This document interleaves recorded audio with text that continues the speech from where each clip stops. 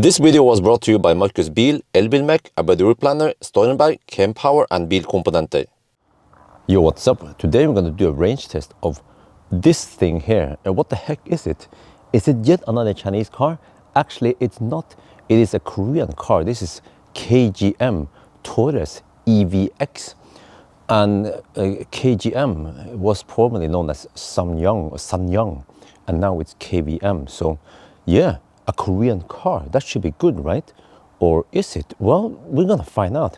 So it has this rugged design, like a, I don't know, a Jeep off-roader, something. We have this, I don't know what this is called. Like, I'm supposed to hook something on this. And these blinkers, they're supposed to resemble the flag, the Korean flag, parts of it. And then, yeah, look here. Oh, nice space. No panorama roof though. But look here. Huh? Sunshade integrated. Nice. And then look here, the back. I was thinking, oh, huh? What? Oh, does it have like a side opening door thing? Well, the opening is here, but then you expect it to go out. No, it goes up. So, relatively large trunk. I need to do a banana box test. But okay. And then in the front, I'll show you. Looks like this. Ooh, okay, nice interior. Okay. Wait, 98%. What the heck happened there? Shit, let me plug it in.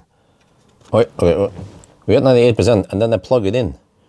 And then it seems like it wants to start charging. Charging failed due to charging system malfunction. What? Okay, what the heck was that? Are we having a problem with... Huh? You see? It tries to charge. What, is there a problem with onboard charge or some shit? Okay, I don't know what's wrong with that. Because there's nothing with timber anything not allowing the charge. It should charge, but only 98%. Okay, whatever. We have to just calculate based on 98% then. Yeah, you probably recognize this logo, right? But so it is still a Korean car, but it has BYD blade battery with 1 million kilometer of warranty and 10 years. And what is it, a Chinese car or is it a Korean car? Because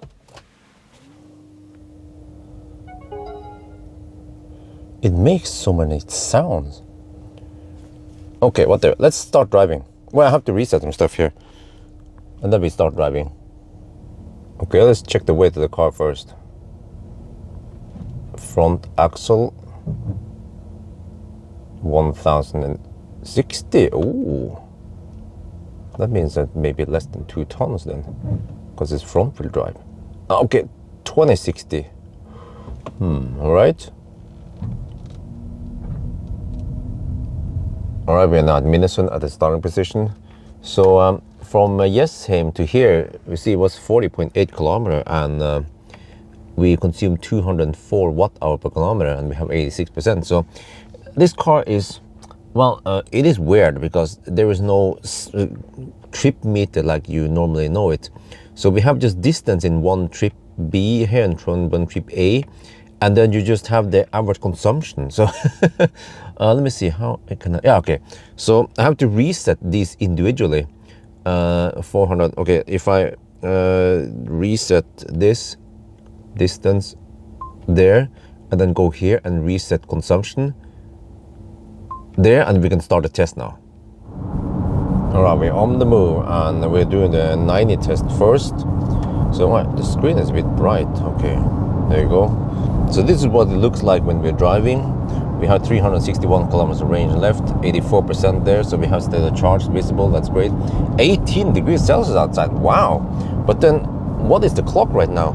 Well, if you look here, I navigated to Rudshøgda. We're going to do a full loop, which is 140 kilometers round trip.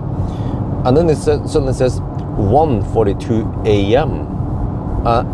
This is weird because if I go out of this screen, you will see that it is 11 minutes past 1 at night. This is 24-hour clock, but then for some reason the navigation is the time at arrival, but it is the AM PM, 12-hour clock thing. And I tried to dig into the menu and in the settings I couldn't find a place to change it. So the software is a bit weird, to be honest.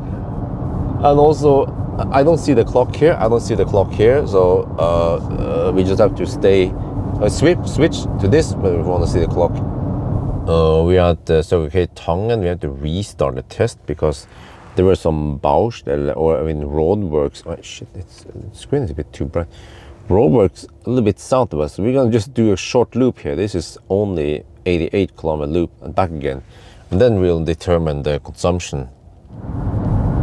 I just noticed there are no ambient lights in this car. Nothing. None in the back also. Well, even the Chinese cars I test nowadays, they have some ambient lights. This car, no, nothing here. So far the consumption is 215 watt-hour per kilometer, 16 degrees outside. Okay, let's see then. Okay, let's test what happens if we don't touch the steering wheel. We have auto stay here and it's doing a pretty good job of keeping in the lane. Let's see first what happens then. Oh wow, I'm surprised we can drive quite far without any warnings. Okay, still haven't touched the steering wheel. Wait. Hey, is this even legal in Europe? The car is just driving hands-free for me. This is the longest test ever, man. How long is it supposed to drive like this?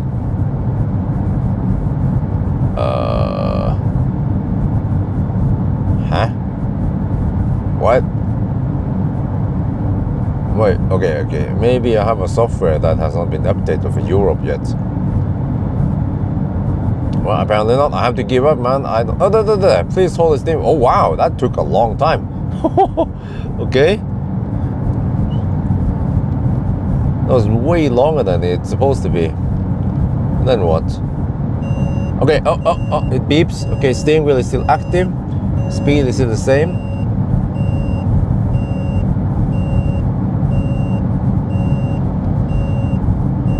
Feels like it's gonna go boom! No, I don't know. Wow, but it can still drive quite far in the beeping state. Okay, there. The steering control is this. Oh shit, the steering wheel is this. What are you just driving now without... oh shit, this is bad. Yeah, continue the same speed, but auto steer is deactivated. That is bad, man. Result of a 90 test, 179 watt-hour per kilometer. That's actually not too bad considering it's a bit cold outside. And the car is boxy. Let's see how to check. No, not that wrong button there. Oh, 88 kilometers. It seems like it measured direct distance correctly then. Okay, let's do the 120 test. We've been driving for a while, and okay, well, I mean, auto steer is active, but I haven't touched the steering wheel in a long time. So it seems like we are in Elon mode right now. But let me see if I can catch it. The road is nice and smooth and straight, and in the 90 test, car was doing a good job of staying in the lane. 120 was completely different. So now you come to a right curve. Let me see if I can catch it there. It's a bit hard, but the steering wheel will start zigzagging left and right. There, kind of. Sometimes it does it quite bad, and yeah, I just have to catch it on camera. There, maybe it starts doing it. It's like it's compensating left and right until it finally equalizes. So yeah, there. Now it starts doing it again. So, and I can feel this while driving. Oh, then sometimes it goes a bit harder, and then zook.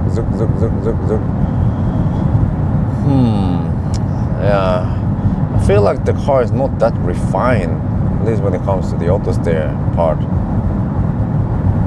But okay, during this whole clip here, I have not touched the steering wheel. Elon mode for the win. We're done with the test now, and 261 watt-hour per kilometer. Oh shit, that is a lot more than the 90 test. So it seems like we have poor aerodynamics. Okay, but we have 23%. We have to go deeper. So I will just drive south now towards Ioniq. We are 48 kilometers away. So then we'll see. Maybe I have to drive a little bit back and forth over there before we do a charging test. We are at Ioniq. We're done with the test. I have 5% left, and I think I want to pull out now. But I show that we have flappy pedals here, so we can decrease the regen on this side here, and then we increase the regen on this side. You can see level 0, and then 1, 2, 3. And one strange thing about the gear shifter here is that now we are on drive. If you want to go to reverse, you just push up, but then you go into neutral. Then you have to push up again to go into reverse. And the same if you want to go forward, you always have to visit neutral, which is really strange because all the other cars I tested, you always go from reverse to drive, and then neutral is usually one extra move. But here you're like two clicks. So I find myself when I maneuver, okay, let's go forward a bit. Let me see, I might not want to use that stall, I want to use this stall. And if I go a bit too far forward, like, oh no, wait, let's go reverse. And then I just like this, and then nothing happens. No, we are in neutral. Oh, yeah, so you just have to get used to this car. Okay, I think this is good. Well, we're charging now at Ioniq, and I'm now recording the charging session, so I don't want to be in front of the camera here. But let's see, we're getting 118 kilowatt. It's supposed to take 120 kilowatt on spec, so yeah, this is 73.4 kilowatt hours. So let's see how flat the curve is. Really? In the instrument cluster now, it claims that it will take 34 minutes to reach 100% from 16%, and that will reach 80% in 26 minutes. Okay. Wow, 40% and still 120 kilowatt flat after 12 minutes. This car could do it okay in the 1,000 kilometer challenge. The only problem is it's kind of thirsty, but still. Okay, now we're gonna test the sound system.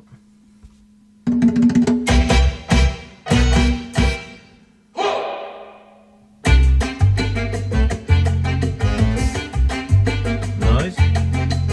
Tweeters are there, man. Some mid-bass in the doors.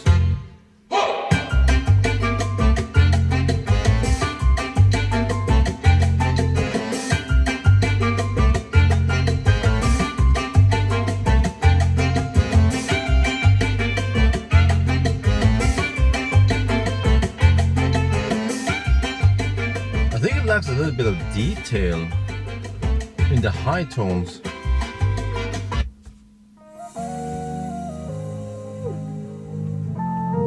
Let's see, where do I find the sound settings?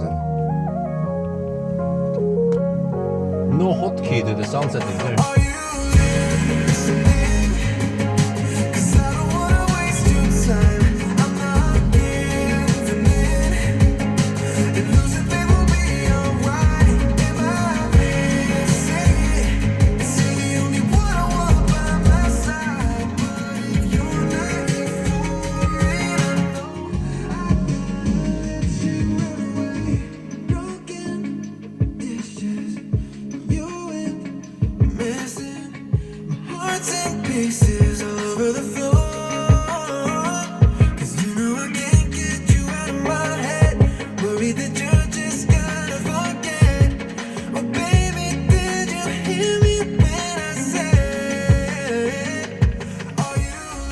This is really clumsy. There's a treble, mid-range and bass, but you have to scroll like this to access bass. And then there's just image here that not. This is poor utilization of space of the screen in an already small screen. And then okay, all the settings, we have some beep sound. We have okay, this is just for that. So not much you can change here. Okay, now I want to go back to the music.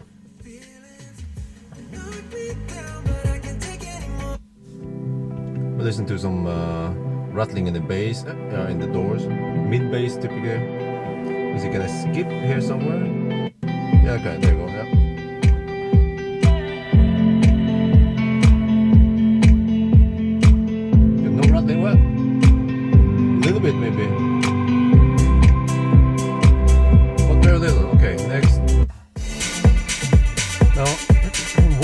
don't like is that every time you change song, there is a little fade in. Some cars they have that, actually very few cars, but I don't like that. I want it to be not modified. Listen. There, that fade in. Because especially this song has this in the start, you know, don't fade it in. Okay. The bass is kind of lacking because as far as I know there's no subwoofer in the back, and not sure if there's a woofer in the front, but it doesn't go that deep.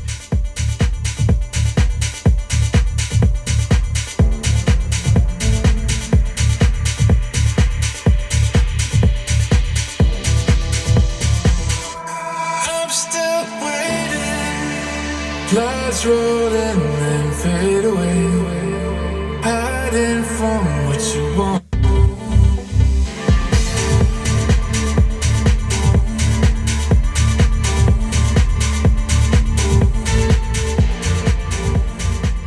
Also, another thing I don't like is that there is a volume control here on the steering wheel on the left side. Not sure if there's a volume control here. At least it's not that obvious where it is.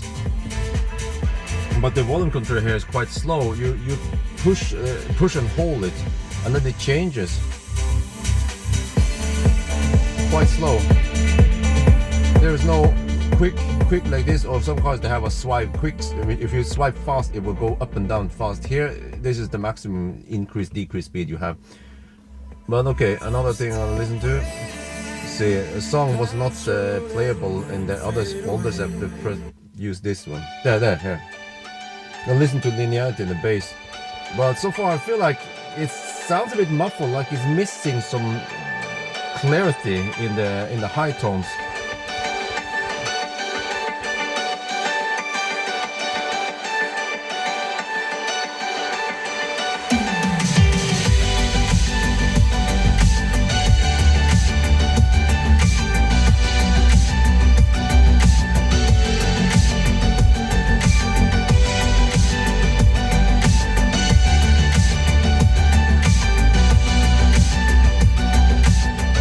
At least the bass here is linear, but it doesn't go that deep. Sounds like maybe down to around 80 Hertz. So overall I think it sounds okay, but it's just missing that deep bass and that punch in the bass. So you know, I don't get that like that ooh feeling when I listen to this. But I mean, it sounds okay, but especially on the road when there's also some other noise in the background, yeah, then feel like it's a bit it's just lacking something. So I'd probably give it maybe a 4 out of 10. And also the reason why I test now in the garage, not on the road, is because it takes some setup to set up the camera there and the microphone here. So if I want to do it on the road, I cannot, while driving I mean, I cannot set up this stereo setup here. But I want the stereo setup to give you guys a better impression of what the sound, what the stereo sounds like. Also, according to spec, this car is supposed to have 72 kilowatt hour net capacity. I measured 71 kilowatt hours, so that's close enough. There's a bit of losses in discharging, and you see that the range, okay, is only 400 kilometers because it's not that big battery. But then the range decreases quite a lot once you go at 120 kilometers per hour. I tried to Google about what the drag coefficient is here, but I couldn't find it. Maybe you guys can find it. I'm guessing maybe it's more than 0.3. Yeah. So okay, but eventually I'm gonna make a video after I've done the charging test. I'll make a video about 1000 kilometer challenge. I might not drive 1000 kilometer challenge.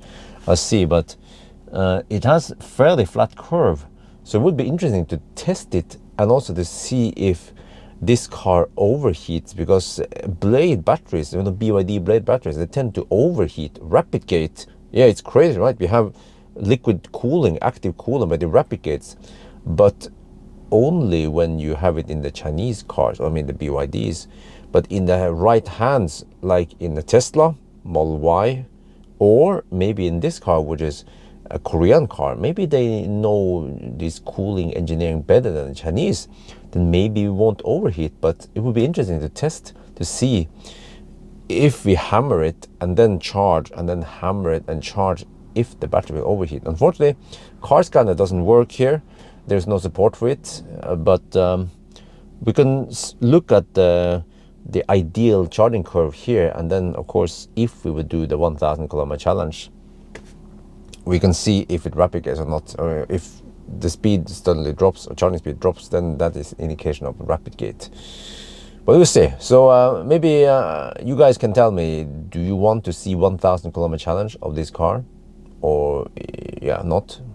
So, then I'll decide whether I'm gonna go for it or not. So yeah, sorry, I'm a little bit tired. I've been up all night. It is actually 5:30 now. But okay, so that's gonna be it for now. I hope you guys enjoyed this video. As always, thank you for watching, and talk to you later.